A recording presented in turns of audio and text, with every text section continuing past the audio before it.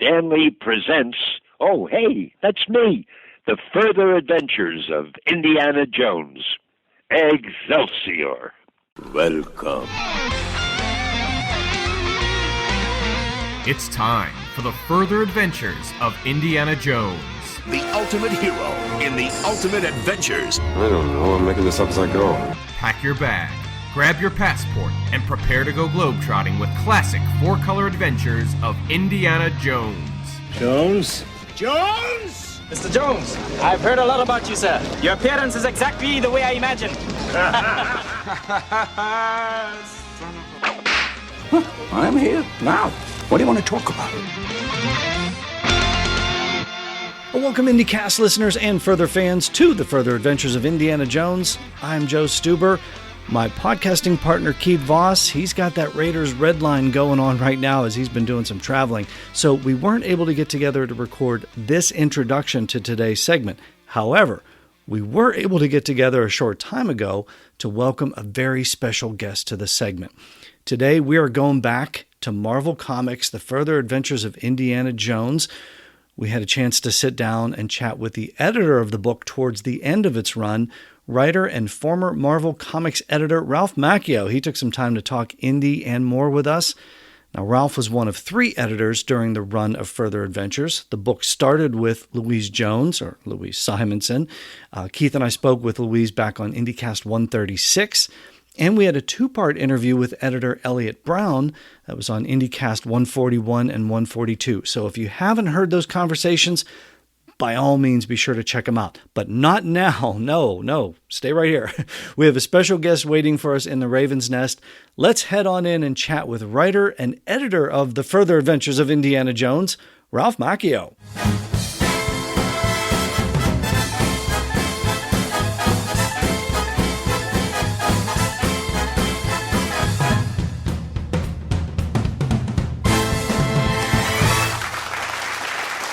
Joining us now in the Raven's Nest is a talented writer and editor. His work at Marvel Comics includes Avengers, Daredevil, Spider-Man, and he spent time editing the world of Henry Jones Jr. on Marvel's The Further Adventures of Indiana Jones. A big welcome to Ralph Macchio. Ralph, welcome to the Raven's Nest and the IndyCast. It is a pleasure to be here with all of you. Oh, Keith, we've been waiting for this one for a long. We've been doing this for a while, but we've been waiting for this one for a while, haven't we? Yes, indeed. Indeed. We know Keith's a huge Daredevil fan, so we're not only going to talk Indiana Jones, we're going to talk a little Daredevil. If you're okay with that, Ralph. I couldn't be happier. He's one of my very favorite guys, I'm happy to talk. All right. We'll order a round of drinks for the table here at the VIP section. Like I said, let's go back a little bit. Okay, so you were 35 years at Marvel Comics. Is that right? Does that sound right? Yes, my just to clarify everything, my connection to Marvel remains strong. I was 35 years on staff full time, and then around 2011, I said, 35 years is kind of enough. I set the record, and I thought, it's time really to just continue working for Marvel, but in a more advisory capacity. It also gave me more the opportunity to do a little bit more writing here and there, and just to be off staff and, hang out with friends, family, and, do some things that I had put off for a while. So it was an amicable parting. Everybody agreed. I kind of phased myself off staff, and that's the way it went. But my connection to Marvel remains strong. So okay, so we're talking Marvel / Disney. So there's you've got some people on speed dial. That's what I'm gathering from that. So you can still advise them should they say maybe do another Indiana Jones comic. It's always possible. In fact. I had the Marvel Brain Trust over to my house here this weekend. The C.B. Cebulski was here, David Bogart, who is one of the vice presidents, Nick Lowe, who's the senior editor on all the Spider-Man titles and a bunch of other things, and Tom Brevoort, who's been there nearly as long as I have, and is also a senior vice president and edits all the Avengers books and a bunch of other things and kind of oversees the line along with CB. So they all came over to my house in Dumont, which is some distance away from where we are. But we had a very, very nice day. They hung out, we chatted a lot, we went out to lunch, and as I say, my connection remains strong. I did do advisory work, actually. When Marvel got the Conan material back, I told them, I said, look, you guys have got to get me on there as a consulting editor. And I said, because of my connection to Conan and Cull in the past. And I was on there as long as they had the material. Nice. You can see my name as consulting editor listed on the Conan stuff when we had it. And also, I worked with Nick Lowe on the Beyond Corporation stuff that they did in the Spider-Man books because of my connection, of course, to Ben Reilly, where we thought we had sort of gotten rid of Ben Reilly for all time by turning him into dust, but we should have known better. Nobody does. They never go away. They never go away. So when you only had Uncle big Ben meeting stays with dead. Only Uncle Ben That's stays right. dead. Only Uncle That's Ben. the Thank only God. character. Exactly. So when you had a big meeting with all these people, all these big names, I mean, did Indiana Jones come up at all? I mean, we got the new movie coming out. Any talk about Indiana Jones, or is that all of that tucked safely under the lid of the Ark of the Covenant? That's all still tucked safely under the lid of the Ark of the Covenant. There's nobody listening. What it's just what us I did three. ask him, though, is I wanted to do some. I said, we should be doing some of the black and white books, and go back to. Well, I'm sure it's no secret now, but Marvel has gotten Planet of the Apes.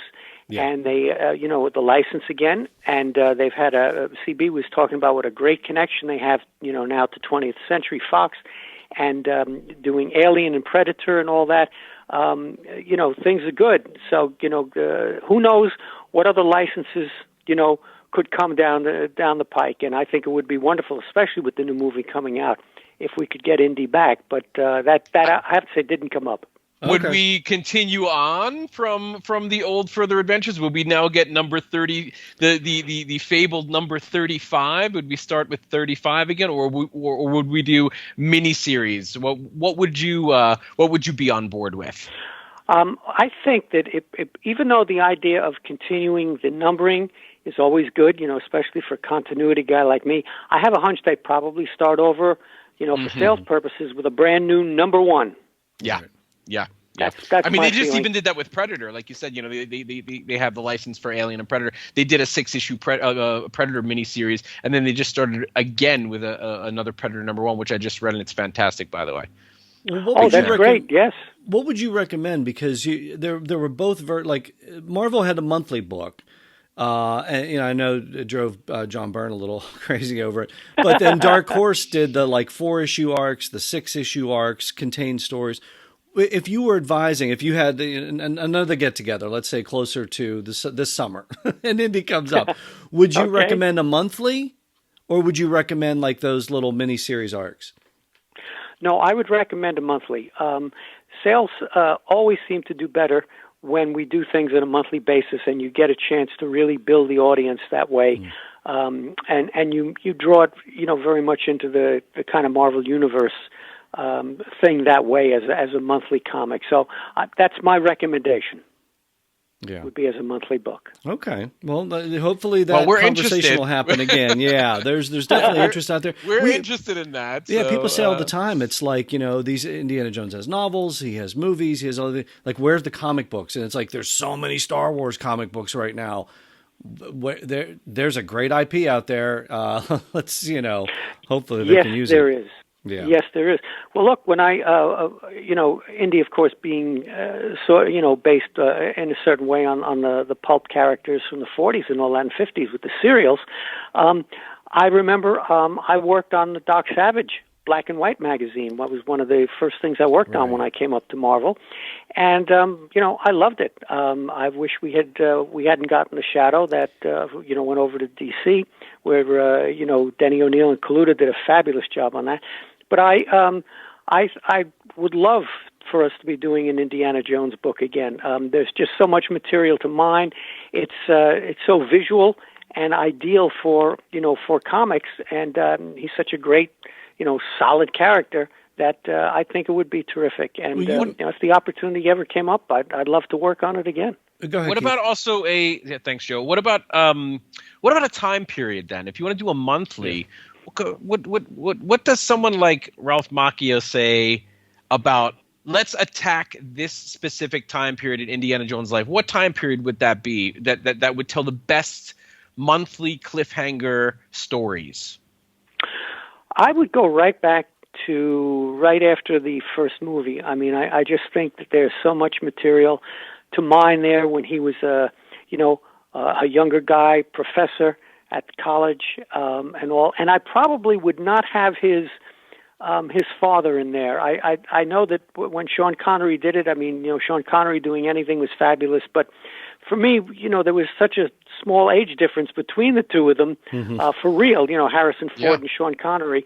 I just think it's better to have Indy on his own, as a younger guy back then, having been separated from Marion. I just think that right after the first movie, that's where we should go, where we should pick him up. You mentioned the black and whites, the pulps, the Doc Savage, the Planet of the Apes at Marvel. That's where you started, right? Like that kind of. Yes, sir. Would that love that stuff? I do too. I've been going back and recollecting them. I've been trying to, I'm finding a bunch on eBay and stuff and getting them. Keith, I'm sure you've had them in your collection. If you don't know, you've had them at one point. But like, would that work now in 2023 as an Indiana Jones book, like that prestige format, but even if it were color, but maybe black and white, but like one magazine sized thing where it's one adventure, or maybe a cliff hangs into an issue too, could that work on that size? It's interesting you mention that, because one of the things that I talked to CB about was black and white magazines. I told him, I said, just from a strictly personal point of view, I said, I always love working on those. I said, is there a chance we could do that again? CB said that just in terms of sales, he didn't think right now that the market really was there for that. That the one place that they are doing black and white things is with I think they called it black and white and red. The comics, certain of the characters like Moon Knight and a couple of the others have been getting these one shots that I think they're calling black and white and red, where they've been doing sort of very. I don't know what you'd call the material, but not X-rated stuff, but more violent sort of things in these, more adult-oriented, mature white audiences. Exactly. Yes, that's what I was looking for. Yeah. And they said that those are doing well, but there really is not a sense that a black and white magazine for any character or concept right now would really do well. And I did ask him about that. Okay, well that's interesting, because I just saw somebody post on Twitter the other day about, I think this was after your time editing Indiana Jones, when the Last Crusade adaptation came out in '89. And it was the 4-issue comic book series was in color, but the prestige one-shot magazine size was in black and white. And somebody was like, "Why was it in black and white?" I'm like, I don't know, probably cost cutting, I'm guessing, or something. But I guess that could be, yes. But that was after your time, right? That was after my time on it. But when it comes to movie adaptations, I did a lot of the Marvel movie adaptations, and I did not certainly do Star Wars. That was Roy. Dune. Dune, yeah. I'm glad you mentioned that, because that was one of my faves. I also did one of my star. I don't know what you'd call it, but when I did the House 2, the second story. The second adaptation. story, yeah, that's great. That's great. That was one of my, I did that because the money was there, and I know Tom DeFalco challenged me. He says, you won't do this. I said, yes, I will. I said, the check is there, the same as that for anything else. I said, I'll do it. And I did Meteor, and I did Independence Day, and I did a whole bunch of others. And I love doing them, and I wish we were doing them on, I would jump up and down to write the adaptation of the next Indy movie, but so far as I know, we haven't been doing that. Well, apparently you have the right ears and the right people on speed dial, so maybe that can happen as you go through. So let's get into getting into Marvel. So this, you first got their attention writing letters into the letters columns in the comics. Is that, and then it sort of walk us through that, because that's a pretty cool way to get a comics gig. Oh yeah. Well, I did. I was an English major at college, and I was doing. I was doing graduate work. I was going for my master's degree, and I was at Montclair State. I'd done my undergraduate work at Fairleigh Dickinson in Teaneck. And, just as I always loved words, and I loved, writing, etc. And I was looking at the comics, and I said, there's a way to make an impact on what's going on in these books if you write letters. I said, Marvel, they pay attention to that. Even if they don't publish it, I'm sure that they read them over, and the writers and editors up there say, this guy makes some good sense. So I wound up writing. And by the way, for some of our younger listeners, letters are what, like when you take a pencil or a pen, paper, and you take a piece of paper, if that exists, Yep. and you write down your thoughts. You write them out. You put it in an envelope, you lick it with your tongue, with your saliva, and you put a stamp on it, and then months and months later, somebody in a comic book get a response, or they might print it in another book. Sorry, Ralph, I just kind of wanted to set the stage. Yes, snail mail. I just wanted to set the stage for what you had to go through. Yeah, but the Marvel letters, like every single time I bought a comic book back in the day, I mean, finishing the actual comic itself, that wasn't the end for me. I always read the letters page. Thoughts. Always. Yeah. There was so much cool stuff in there. It's like Twitter on paper. And what I used to do is either I would handwrite them, or because I'm left-handed, so my handwriting is terrible, I would sit there with my Smith Corona typewriter. Nice. Was not even an electric; it was a manual, and I would type things up. Wow. I would put it in an envelope, just as you said. You'd lick it and put the stamp on, and send it in. And I have to tell you, how old were you when you sent your first letter in, though? You were quite young, weren't you? I was quite young. I was probably in my very early 20s, because I started at Marvel full-time on staff when I was 24. Okay. Yeah, so I was starting probably, when I was still in college, which was, when I was 19, 20, where I graduated high school, get into college. And then, thereafter I became a regular letter hack, and I had some long letters published in the black and white magazines and in the regular monthly books.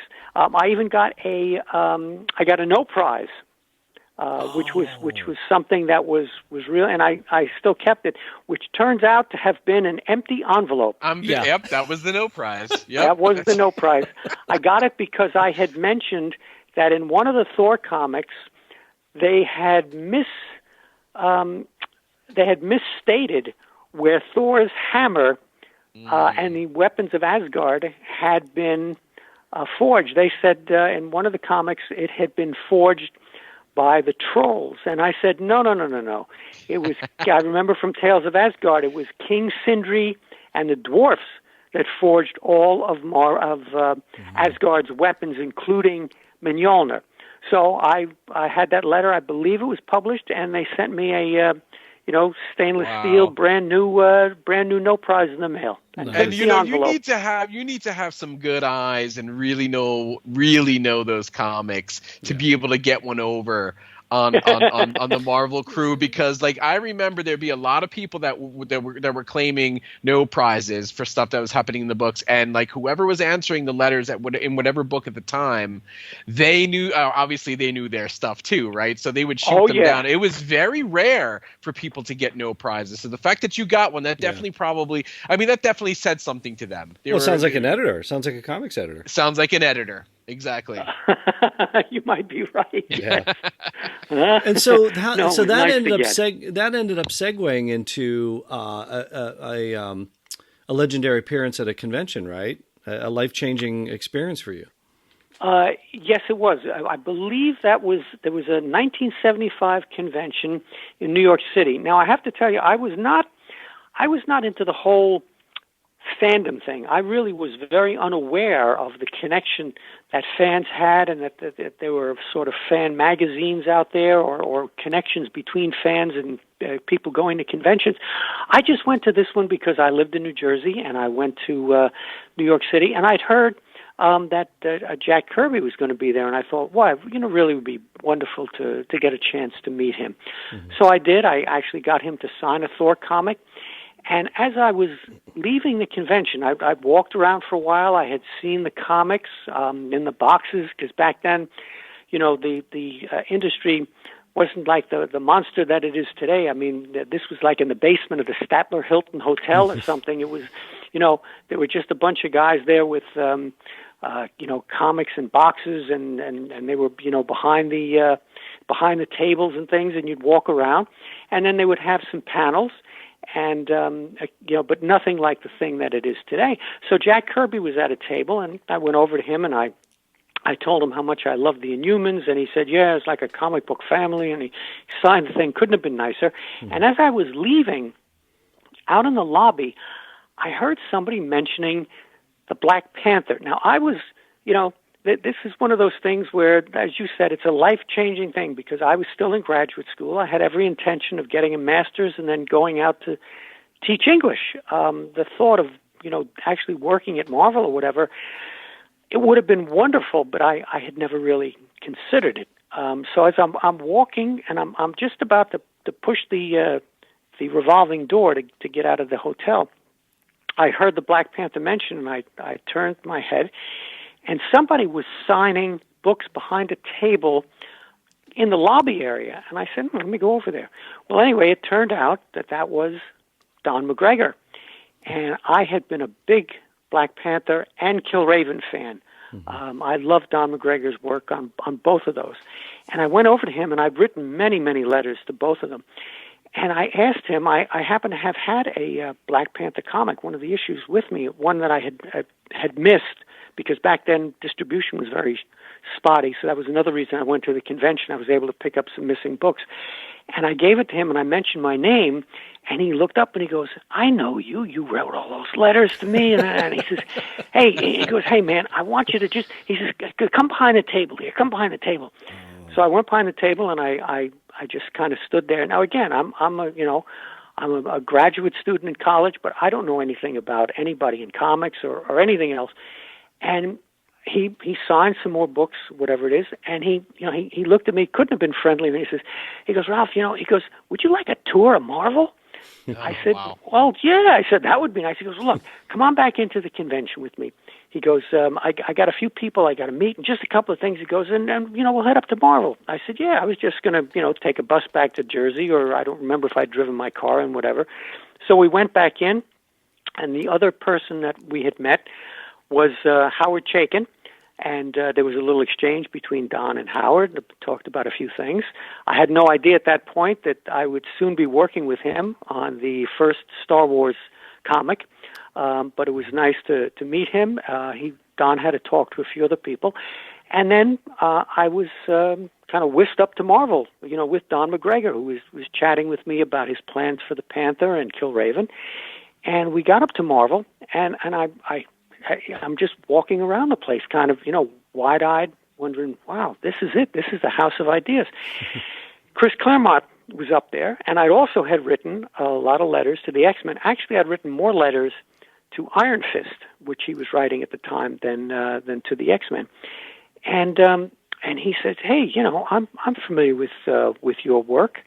Or I don't remember if he was actually writing the X-Men then, or I think he was just kind of beginning. But I had written some letters to some things that he had done. And he said, hey, he goes, I'm editing Foom magazine right now, which was Marvel's fan magazine, Friends of Old Marvel. Mm-hmm. And he said, would you be interested in with interviewing Roy Thomas and writing an article on Conan? And I said, Mr. Claremont, I said, that would be fantastic. I said, I would love to.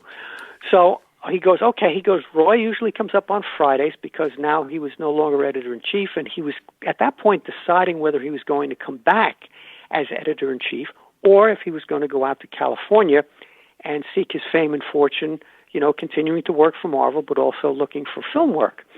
So I said, sure. It was great, and, I said goodbye, and Don, couldn't have been nicer, and I had my free pass to come up on Fridays. So I had, arranged my academic schedule so I could come up there. And then as I was coming up to Marvel on Fridays, what happened was Roy was so busy that for the first month or two, he was really unable to give me an interview. He was just a million things he had to do. So I wound up not getting an interview with him for a while and hanging around Marvel. And while I was hanging around Marvel, I got to meet, all the other guys up there, Steve Gerber and Steve Englehart and all the other people that were working up there, and some of the other guys like Roger Stern and other people who were on staff at that time as actual assistants.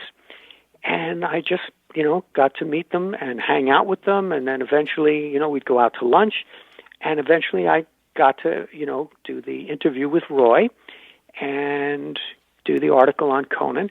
But at that point, I was kind of becoming a regular fixture at Marvel, coming up on Fridays and hanging out. Different world back then, man. You couldn't, just to be able to walk in and then just, sort of become part of the, the DNA up there. Very, very different. Yes, Joe. Yeah, that it was a very different kind of thing, and very, very relaxed and all. And the bullpen was very much the way Stan would describe it. It was just a lot of guys having a good time doing the comics. And of course, the bullpen was separate from the editorial area. At that time, you really had just an editor-in-chief and a bunch of assistants. And you did have an associate editor, too. But the other people up there, Scott Edelman and Roger Stern and Roger Slifer, they were all really assistants. Books would be handed out to them, and they would proofread them and make corrections in them and hand them back to the associate editor and then the editor-in-chief, and then the books would go out. So it was a very different way of doing things. It wasn't like it was later, where we really kind of adapted the DC system, where you would have an editor-in-chief and then a bunch of editors right under him. That was the system that Jim Shooter brought to Marvel. But before that, it was just a very different kind of a thing. And of course, the black and white department was separate from the color comics department, which was where I wound up starting. And I had become good friends with John Warner, who was the assistant editor with Archie Goodwin editing the black and white line back then. And one other thing that got me into Marvel that actually helped me was, at that time, most people, because we were talking about, the lack of computers, of course, nobody had computers or anything back then. Many of the people who worked at Marvel, even as writers, lived in the New York area. Marv and Len and Jerry and Roy and again, Englehart and Gerber and all, they were all really New York-centric. Doug Mensch as well lived in New York City. And everybody seemed to be moving a lot. They all seemed to move from one apartment to the other. They'd move from one borough to the other, and it was kind of they didn't have much in the way of furniture or whatever. And my family happened to own a furniture moving company called Macchio Movers. And I was, my father was the president of the Macchio Movers. And so I was able to get a step van on weekends, and I could move some of these guys, and that ingratiated me with them as well. Nice. So I could move, That sounds like a comic book on itself, doesn't it? There should be a superhero out there that, with a secret identity as a mover, right? That has all kinds of story possibilities, doesn't it? That would have been during Assistant Editors Week, I think, is when those kind of stories would come in. You got a good point there, Keith. Yes. Well, that's what I did. So I would bring some of my buddies in from Jersey. We would come in with a step van. And a step van is not because these guys really didn't have much. They were living in small apartments. So we didn't need a full-size moving van. We had a step van, which was a much smaller truck. And I knew how to move because, for years I worked at Macchio as during the summer. So I knew all about moving.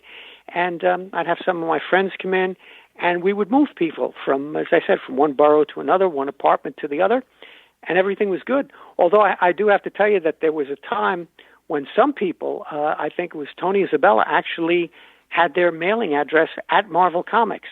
Tony Isabella lived at Marvel. He had a sleeping bag up there, and his mail was sent to Marvel. It was, there were other people, too, who actually just lived up Best to the way to office. meet a deadline, I suppose. Best way to meet a deadline. You couldn't miss that if you were up there, right? Yeah, you're right down the hall. It's just like wake Right him down the hall up. from John. Well, you kind of took us into that era. You talked about Jim Shooter and that whole. I know before we get to Indy, I know Keith's got some Daredevil questions. Let's talk a little bit about Daredevil before we get to Indy.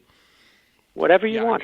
I mean, like we mentioned before we started recording, I'm also a Jersey boy, right? And I grew up in Jersey City, and I remember going to the local comic book store, and my uncle was also a big comic book collector, and he had complete runs of a lot of Marvel comics back in the day. And I remember going down into his basement, looking through his long boxes, and I got to his Daredevil section, and I'm saying, oh my goodness, who's this guy? What? He's blind? What? He's got, oh my goodness. And I pulled out issue 181. Oh. That cover, and I said, who is this? And Bullseye's on the cover, right? I mean, we got Bullseye and Elektra, and one wins, one dies, and you have Daredevil in the background. I mean, just what an amazing cover. I mean, and Denny O'Neil edited that issue, right? But were you the assistant editor? Yeah, I was assistant all the way through. I mean, yeah, throughout that whole story. I mean, because that's honestly one of the most famous Daredevil storylines, right? I mean, spoiler alert: Bullseye kills Elektra, and it's just like, did that kind of stuff happen in comics? Wow, no, right? The villain coming out on top. Well, and what does that? And so, what is your role at that point? Like, so you talk about assistant editor, and then Keith, you said Denny was. Editing. Exactly. Denny was the editor. Yes. You had Frank Miller on that? Like, what challenges come? Because Frank Miller's a legend, right? So, but you gotta make changes, right? Or you gotta edit, or you gotta make shots or something. What do you do? What does an editor do? Well, let me tell you, but that was Frank was becoming a legend. But I have to tell you, I was there. The first day he came up to Marvel from Vermont with his portfolio, and I knew him at the very beginning. So we were friends. In fact, during the time period, I had a Marvel during the summer months. We would stay an extra hour during the week so that Friday we could get off early. And at my nice suburban home out in New Jersey, I had a big backyard swimming pool. And so the Marvel crew would come out on Friday afternoons. They would drive out, take a bus out. I would take some in my car. And we would hang out and swim all afternoon. And Mark Grunwald would come, and he would organize all kinds of games for us to play. High jumps off the board. He would call them butt dives, where you'd have to jump off the board and land in an inflated little float there, a tire, an inflated tire. And then we'd go out to dinner and all that. And Frank was out there. He came out. Jim Shooter brought him out on a number of occasions. So that was, great camaraderie. Everybody was friends. But I remember when, he started on Daredevil, and he was working only as the penciler at that point, and Roger McKenzie was the writer. And then Roger left, and that's when Frank took over. But Frank initially was the artist on the book. He was penciling, he was writing, he was doing covers. I mean, it was he was pulling triple, quadruple duty on these. I mean, what was going around the offices when this book was when this storyline was coming out? Because did people have an idea that this was going to be just like gangbusters as far as with the direction they were going with killing off Elektra and so on? I mean, what?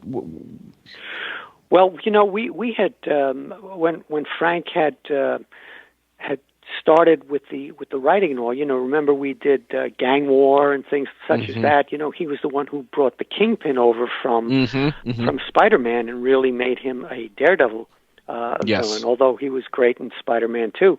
And then we did the whole Gang War thing, and there were he actually did some fun stuff with Stiltman. He did Guts, and that was great, like a Foggy Nelson thing, but had the Stiltman in it. And then he began to bring in some of the Asian elements, the hand, and then Elektra, which was really his creation from the very beginning, and he began to fill in her backstory, and then he brought in Stick and sort of enlarged the Daredevil origin story without doing anything that was contradictory. And at that point, by the time 181 came around, Frank was again becoming a legend, but he was certainly eminently approachable. I mean, he came up to the office, and if Denny wanted to change or something, a change was made. I mean, Denny was a highly experienced, top guy himself. And so he and Frank, they would get along famously, and Frank learned a lot from working with Denny. So, well, that's what we want to tap into. What was the role of the editor, the assistant editor? Like, what are you folks doing? Because you could just write a story and just go nuts with it, but then at some point you got to tighten things up and get the book out, right? Oh, sure. Look. The editor is the one who is really the supervisor. He's the director behind the scenes. And when the editor, especially at that point, because this was when what Jim Shooter had brought to Marvel when he came in as the editor in chief was, at that point, half of the books, when Archie Goodwin was editor in chief, half the books had been what we call they were outsourced in the sense that writers at Marvel had taken those books with them when they left, and they were really the editors. They were writer-editors on those books. And so you had only half the books, half the line, that was under the control of the editor-in-chief. And that meant that when Marv left, and when Len left, and when Jerry left, all of whom had been editor-in-chiefs, they took a bunch of those books with them. And when I say took them with them, they became the writers and the editors of those books. So they were out of the control of the central office. Now, when Jim Shooter came in, his idea was all of the books should be under the control and under the management of the office. And that's when he began to hire editors. And you'd have different groups of books. Now, this antagonized, some of the writers at the time who weren't happy with that kind of thing. But that's a story for another time. But Jim did set that system in stone, and that's the system that we kind of work under today. But what had happened was when he hired Denny, at that time, Denny had full control over Daredevil. So Frank certainly didn't go off and just do a book and hand it to us and we published it. Well, speaking of guys that face issues and they get hurt and they get punched a lot, consisting as we are on the IndyCast, we'd be remiss if we didn't talk about your time on the Further Adventures of Indiana Jones.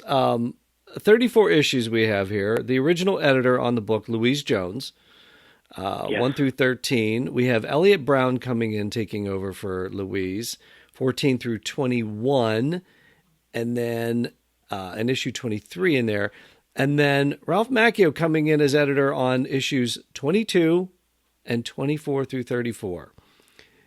Can you tell us anything about your time on... I know we're going back 40 years. That is out there.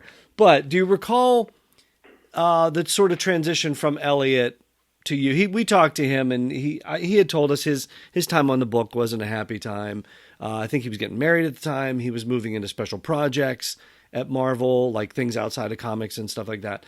So you're coming in on the transition. Do you recall anything about that moment or that moment in time? Well, Elliot and I, are definitely. I mean, we've been friends for a long, long time. He was another guy that used to come out to the pool all the time. And I know Elliot, just as well as anybody does. And in fact, we were just recently speaking on the phone, and I remember it as being a happy time. I mean, for me, I remember the Indiana Jones films, and I loved it. And getting a chance to work on the book was something that I liked because, again, as we were talking about, Indy, much like Daredevil, was a real guy who could be hurt, and you could see that. Wasn't it in the first movie that he told Marion, it isn't the years, it's the mileage? Right. And he was feeling his back because of, the guy was mortal and could be hurt, and that was the wonderful. Very punchable. But yet at the same time, like Daredevil, he was also indestructible. He was still an unstoppable force, no matter what. You could knock him down again and again, but he got right back up again. So that made him a heroic figure, too. And he had his moments where he could be quite intimidating as well, like Daredevil. Yes. Yes, that's right. And same thing, with Daredevil. Like you said, he could hide in the shadows and do what needed to be done. Had you written to scare the any? criminals. Had you written any Indiana Jones stories? I know you had written a lot of stories before, but had you written anything going into that? No, and I would really have had to take a lot of time to sit down to get the voice correctly, to get the personality correct. What I can tell you, one of the interesting things for me, which relates, I think, more to me than to Indiana Jones, was, if I remember correctly, Steve Ditko was drawing some of those books back then. Am I right about that? Yep. Okay. Yep, we're going to talk a little bit about Ditko, yeah. Yeah. Now, Steve, of course, you talk about legends. Let me give you the quote. Let me give you the quote from Okay. Elliot Brown. Here's the quote. "We put a gun to Steve Ditko's head and made him cough up pages before he wanted to let him go." And he also said, "Inkers were popping up out of the woodwork to work with Ditko." So that's... Of course. Anyway, I don't know if that helps you out at all, too, but... Well, I can tell you, I had a great time working with Steve. And, of course, Steve was local. I mean, he had right up until the very end, he had a studio in Manhattan, not that far from Marvel.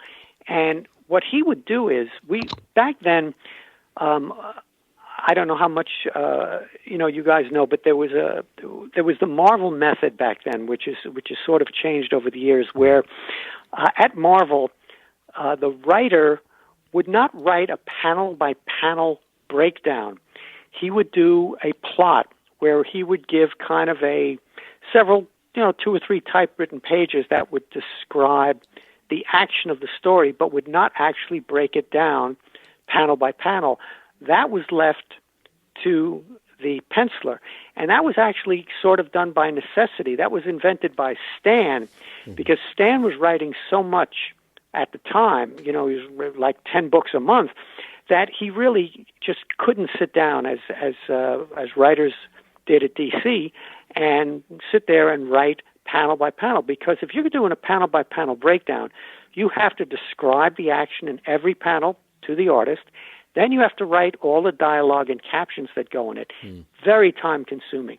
Whereas if you're doing a plot, and if you're working, as Stan said, with geniuses such as Ditko and Kirby and others, you can give them a rough outline and they'll fill in the blanks and come back to you with a fantastic piece of work that will inspire you to then write the balloons and captions.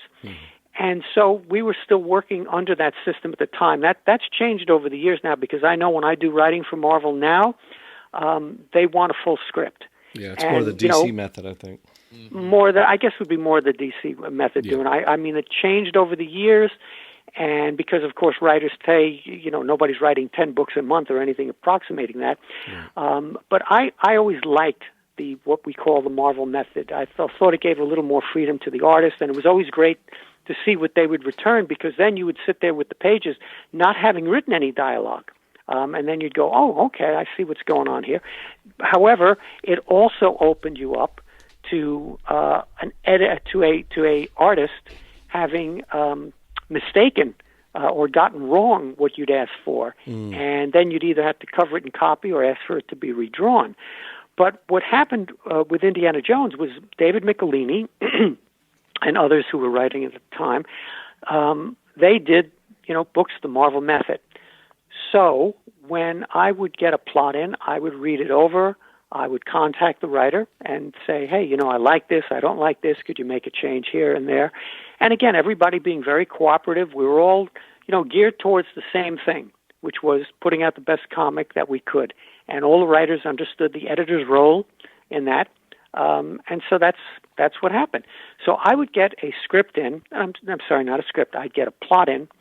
And then I would contact Steve Ditko. Steve might come up to Marvel because he lived nearby, so wouldn't have to mail it to him. Again, those were the days before computers, where you just didn't get a script and you passed it on from your computer to his. We actually had paper stuff back then. So Steve would come up to Marvel, and he would hang out. He'd hang out in my office or whatever, and I began to have really interesting conversations with him about his time on Spider-Man and Doctor Strange, and so many fascinating things. Because again, as to later generations, guys like Frank Miller were the gods. To me, it was, Ditko and Kirby and Stan and Roy and guys like that. Although I certainly, couldn't have admired anybody, more than Frank Miller, with seeing the way he came up. But you'd always have a different perspective with Frank because, I knew him as a friend. Whereas with Steve Ditko, he was just, the god Steve Ditko that did Spider-Man when I was a kid. Mount Rushmore. His head's on Mount Rushmore. Right. Yeah, right. He was on the Mount Rushmore with Stan and Kirby and others, and Don Heck, etc. No, do you remember some of these specific things, like some of the conversations you had about Indy? Like, were there characters that maybe you talked about, or because I'm looking at going over the teams, it was such a revolving. Keith and I have talked about this a million times. Such a revolving door. Michelini and Ditko, Linda Grant and Ditko. Who is this? Let's see, Linda Grant, and then Ricardo Villamonte, and then you're going to. It's just back and forth. I think Linda and Steve kind of wrote out the book. But it was just so many different things. Do you recall any of these adventures or anything that you'd stepped in and went, yeah, what if we did this? I the main thing, and again, because you had Ditko, you didn't really have to worry about that, was that if there was a problem in the plot, if it was something that I missed, Steve Ditko would catch that. Because the thing that I was going for was that Steve would take the plot, and about a week later, he would come back and he would have on a notebook-sized paper, he would have broken down the story, much the way they do storyboards in films. All movies are storyboarded before they're actually filmed, or so I understand. And these would basically be Steve's storyboards. And what he would do is he would have the copy of the plot that I had given to him, and he would sit down right next to me. And I go, wow, this is Steve Ditko. And he would have broken down the plot page by page, panel by panel, and he would have pencil marks where he'd broken it down on the plot. And he would show me, panel by panel, how he had broken down the story. And I said, you know what? I'm watching a genius at work, because where there might have been a transition problem or where there was something that wasn't quite as visual as it should be, Ditko made it that way, and he would even point it out to me. So I got the kind of lesson in storytelling that you could only dream about. Because there I was sitting next to Steve, the legendary Steve Ditko, who, again, couldn't have been a nicer guy. I know he has this reputation of being very mysterious and all that stuff, but the Steve Ditko I knew was a lot of fun. He was cracking jokes all the time, and he used to hang out in the office. So anyway, I would sit there, and he would say, this transition was a little rough. This didn't quite work here. I think we really should go with this. So this is how I changed that. And I'd go, wow, yes, Steve, I understand. Now I see what you're going for. And of course, the plots that I would get, from Linda Grant and Michelini were, they were great stories. But Ditko was able to, see things that I didn't see even, or they didn't see that would make the story even better. So it was fantastic to sit there with him. And then, of course, once we got through the entire issue, which he did on the notebook paper, he would say, okay, everything all right? And then he would go off and he would pencil the book. And that's how we went. But as far as actual stories, the main thing that I stressed to any writer was, this is a visual medium. So even if we're going to have a scene where we're going to have some talking heads, let's always have something going on in the background, or let's have the characters doing something. Because even in a movie, you can have people sitting at a table where you get the, you can kind of look at faces and get inflections and things like that. It doesn't quite come off that well in a comic. Sometimes people can pull that off, but other times it just becomes sort of boring for the reader. You don't want talking heads. These aren't radio shows. These are visual things in a visual medium. So I always would stress that, and especially with a character like Indy, who is an action figure, you wanted to see him doing things all the time, and that's the kind of thing that I would stress. Keep this guy in motion, keep him doing stuff, and the writers had no problem with that. No, it's funny you say. Go ahead. Yeah, as you're saying that, the scene that's coming to mind is from Raiders, is when Indy is talking about the actual history of the arc, and Marcus is there, and the two army guys are sitting there, the army guys that want to recruit him or get in touch with Abner Ravenwood. Indy's doing something the entire time. He's talking. We're getting the reaction shots from Marcus. He's going to the chalkboard. He's he's drawing the staff of Ra. So yeah, I absolutely know what you mean. You always want to have something going on. But I do feel like that the Further Adventure comics pulled that off quite well. There really always was something going on. Yeah, it's amazing you say that, because I'm flipping through it as we're talking, and there's Indy's talking to some guy. It's just a conversation, like you said, Ralph, with two people. But then there's a guy passed out on the bar, in the foreground.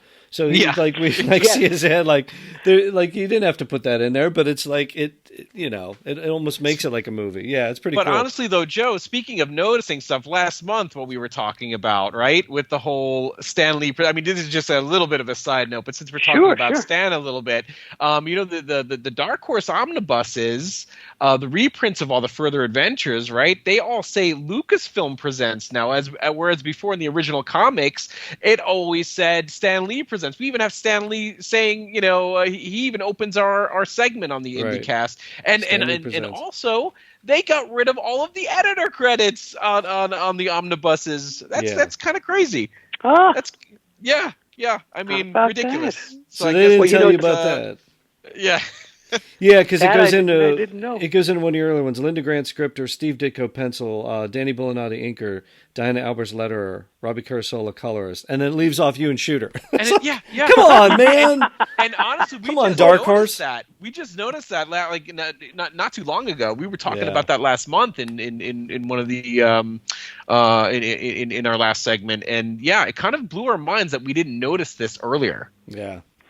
Wow, that's interesting. And it's funny because Dark Horse, when they acquired the rights to all the Conan material and all that, I had written a bunch of Solomon Kane stories, and they reprinted those. It was Dark Horse that wound up reprinting them, and I even got the chance to do an introduction, for them in that softcover volume.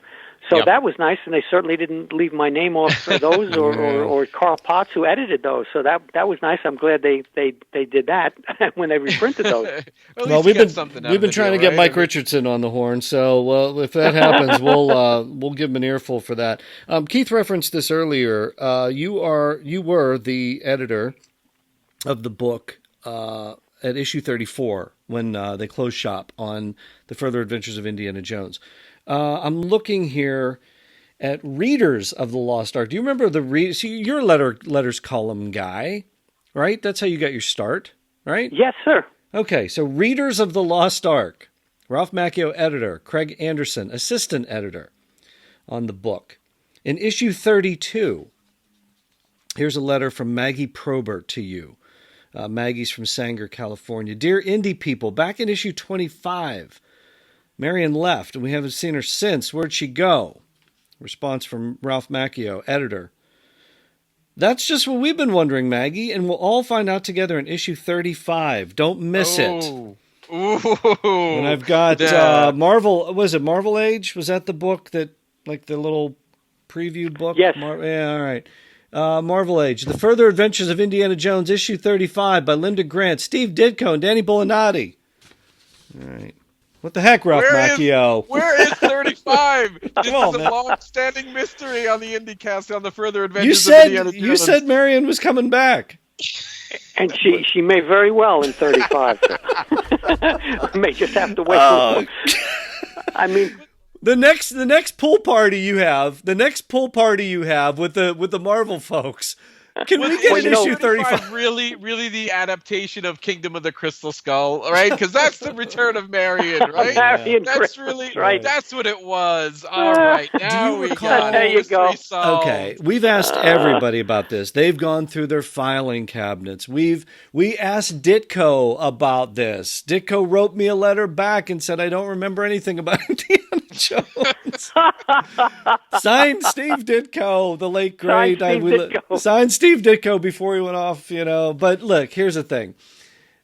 Do you know anything about this? Did they talk about bringing Marion back? Do you recall anything? Is it in your filing cabinet? Do you have a plot sitting somewhere? And if you don't, just make something up so we can No. go I on would, with our I would lives. tell you.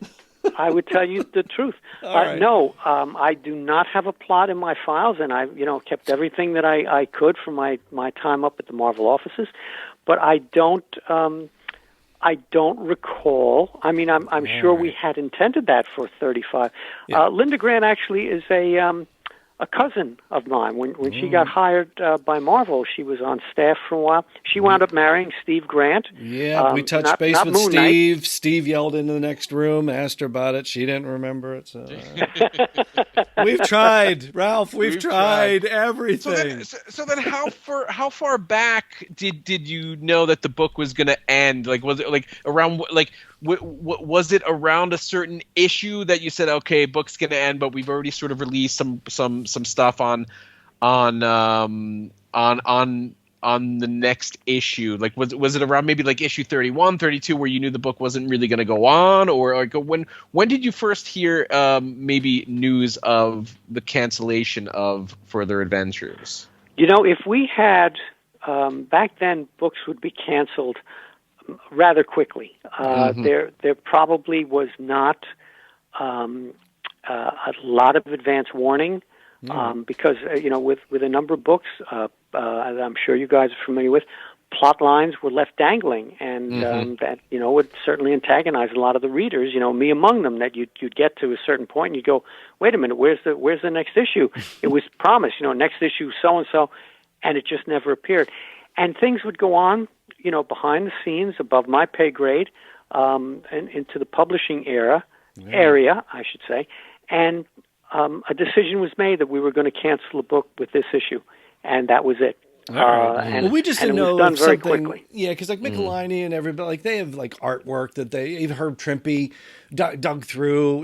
Again, the late great. It's like he found some stuff for us that never hit, and we were able to put some of that stuff out. So sometimes these folks just have this stuff buried in their filing cabinet. So we were just curious if you We're always digging like Indy. We're always digging like Indy. Yeah, if you can go over to Grant's house and start digging for some during one of your pool parties or something. I don't know.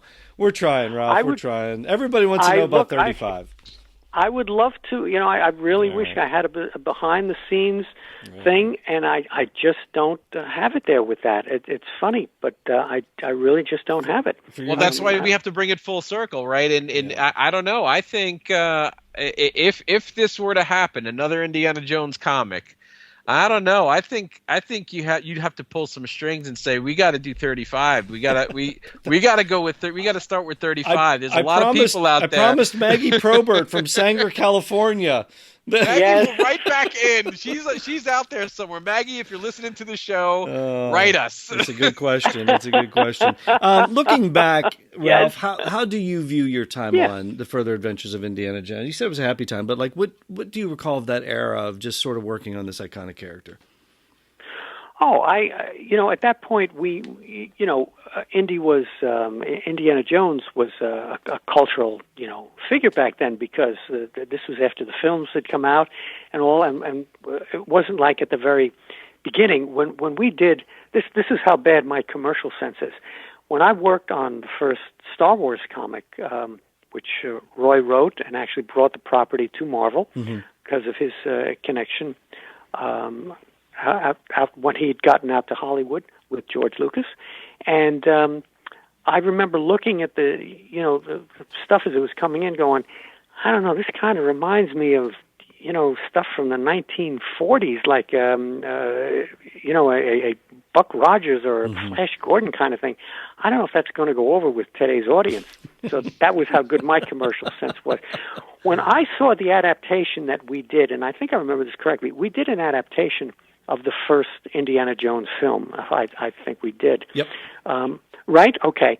I remember seeing the artwork in the bullpen going, oh, this reminds me of, the 1940s serials or Tarzan or something like that.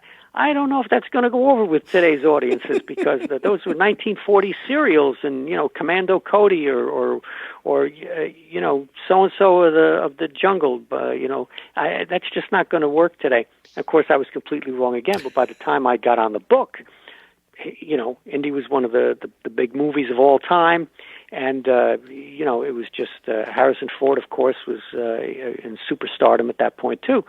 So my impression of Indiana Jones as a character certainly changed from when I first saw the artwork for the first movie adaptation. Yeah, that's as to when, John Buscema.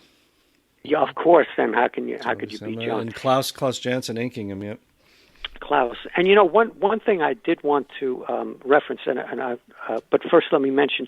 Yeah. So by the time I got onto Indy, it was something that we handled with kid gloves. I mean, and Indy was at that point a huge property, and I do have to say also that working with Lucasfilm, they were wonderful.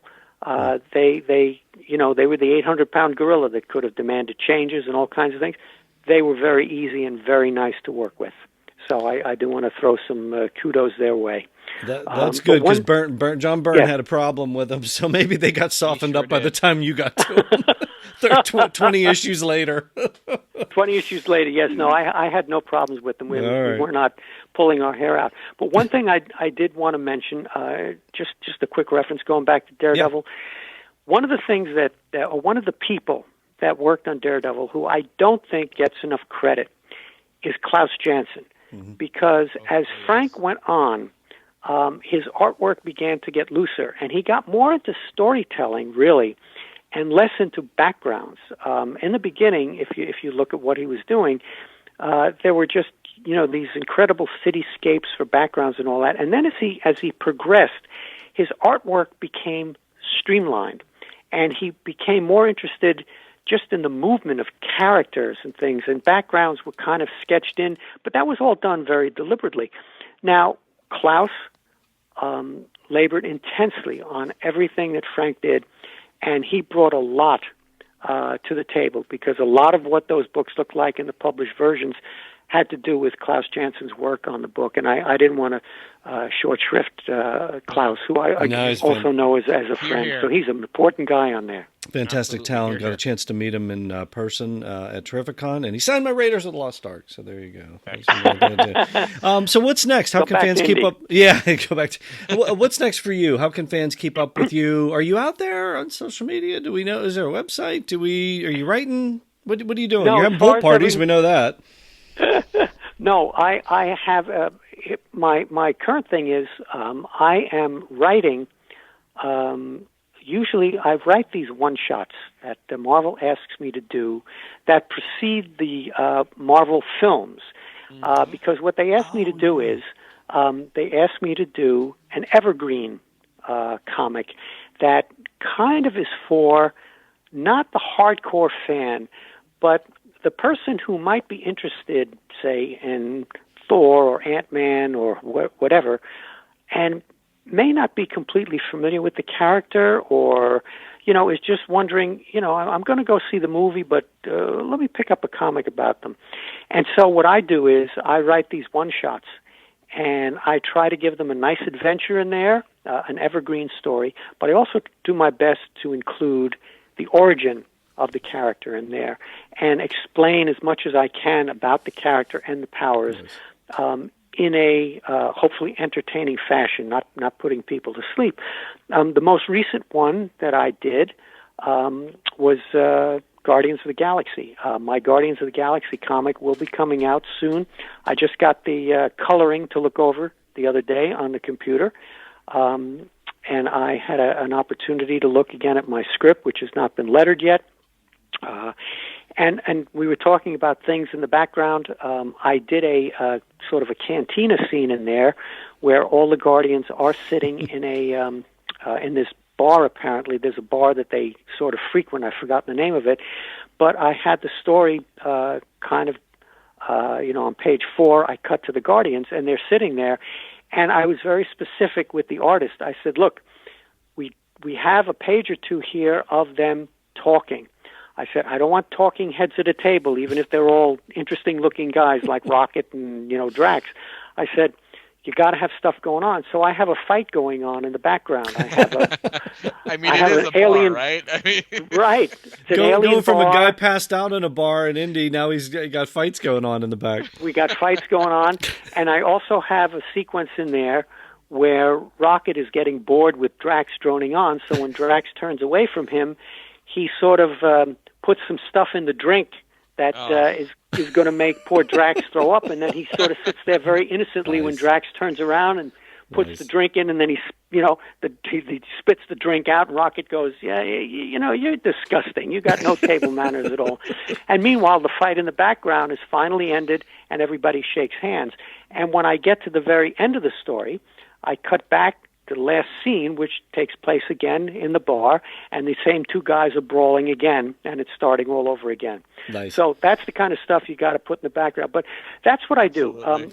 I generally will do these one-shots that, again, I'm very happy to do.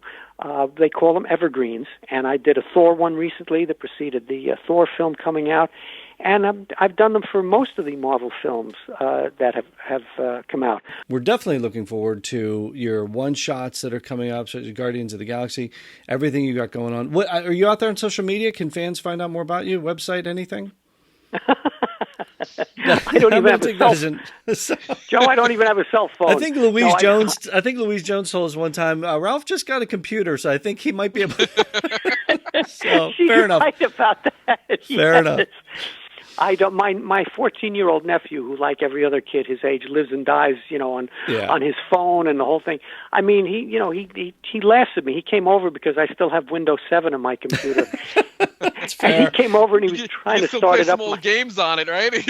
You tell us, and we'll tell the listeners. We'll do that. Well, you tell us, and we'll let everybody know. I'll let you guys know. I'll let you guys know if I ever get out. But I don't have any presence on social media. And you know what? Somebody told me, and I have never been there. Somebody said, Ralph, you have a Wikipedia page. And they said, haven't you been to it? And I said, listen, of all the people in the world whose Wikipedia page I would never go to, it's mine. Because I said, I know all about me. What do I want to read? It is a little short. It is a little short. You can fill it in a little bit. You can edit it. You got to say, Ralph, thank you so much for joining us today. We've been looking forward to this for such a long time. And Keith, we made it the whole way through without making any Karate Kid references. So that's a plus, right? Do we get credit for that? I guess I just made one. So I love your work on Cobra Kai, by the way. I think it's an amazing show. Oh, we couldn't make it the whole way. Wait a minute. I'm sure Ralph loves hearing that all the time. Thank you so much. I mean, there was a time when I had a little. I guess it would be a cameo in the first Thor movie. Yeah. And I remember I got listed in the credits and all that. And in Variety, the other Ralph Macchio, the sort of more famous one, he had to respond and say that was not him because people were going, it lists you in the credits of the Thor movie. And also when you retired, he tweeted out that, no, I didn't retire. And then he posted the article about you retiring too. So we were very careful about it, but it is an honor. We love the work that you did on the Further Adventures of Indiana Jones, keeping that book together up through. Hopefully maybe we'll get a 35 on one of these days. Enjoy retirement. Be the first to know. Enjoy your retirement, your semi-retirement, whatever it is, keep the books coming. I promise, Joe. And thank you so much for joining us on the IndyCast today. A pleasure. You and Keith, we're keeping the faith, and with Daredevil and Indiana Jones. Look, we got the movie to come out, so we're all going to get onto it, and who knows how that might impact a possible Marvel comic. We'll see. Indeed. Absolutely. Yeah, long time coming for that chat, Indy fans. Glad we were finally able to bring it to you. And how cool was it to take a deep dive, no pun intended with pool parties, to take a deep dive into what it was like to work in the Marvel bullpen back in the 1980s and what it was like to work with the legendary Steve Ditko. Very cool. By the way, speaking of Steve Ditko, he was born and raised in my hometown, Johnstown, Pennsylvania. Now, in Johnstown, they recently had an exhibit of his artwork, and a mural dedicated to Steve featuring Spider-Man and Doctor Strange. It's very cool. Those were two of his co-creations, of course, with Stan Lee. That is on display in Johnstown, Pennsylvania, on the side of the Stonebridge Brewing Company. As far as I know, there are two other murals that are currently planned in honor of Steve Ditko, one of which is going to be on the back of the Bottle Works Ethnic Arts Center in Cambria City. The third mural doesn't have a confirmed location at this time. I was able to find that information. You can check it out. Visit johnstownpa.com. I'm going to send the link to Ed. He can include it in the show notes for this episode. So be sure to check that out. It's really cool stuff. Really nice tribute to Steve Ditko from his hometown. And we really appreciate Ralph Macchio dropping by today and to talk about working with Steve. That was fun. So glad we could bring that interview to all of you listeners out there. Next time around, Keith and I are going to take a break from this segment, but you should be hearing from us in May. We are going to take some time off to record our official IndyCast commentary track for Indiana Jones and the Kingdom of the Crystal Skull. We got the first three out there. We're going to be doing Crystal Skull next. Hoping to get that to you all for the 15th anniversary of the film. Trying to work out some scheduling with recording with our fellow IndyCasters. So that's all in play. But we're trying to get that to you in May for the 15th anniversary of the film. Then, for June's IndyCast, Keith and I are going to be celebrating our 12th anniversary here on the IndyCast. So if you listeners out there would like to wish us a happy anniversary, we always appreciate each year when you do that. You can send us an email, with a text greeting, or you can record an audio greeting and attach that to the email. That'd be perfect. Send it along to thefurtheradventures@gmail.com. We will include those anniversary greetings right here on the show. Okay, that's it for the day then. Okay, Further fans, that is all for today, but that's not all we're working on. Crystal Skull commentary, that is headed your way for the 15th anniversary of the film. 12th anniversary of Further Adventures here on the IndyCast. We're going to be focusing on that. And then Indy 5 is headed right at us like that freight train we saw in the film's trailer. We hope we're going to get an Indiana Jones 5 comic out of it, maybe even more comics after that. That'd be fantastic. Yeah, it is a great time to be an Indiana Jones fan and great time to listen to and subscribe to the IndyCast. Looking forward to the next time we get together right here on The Further Adventures of Indiana Jones.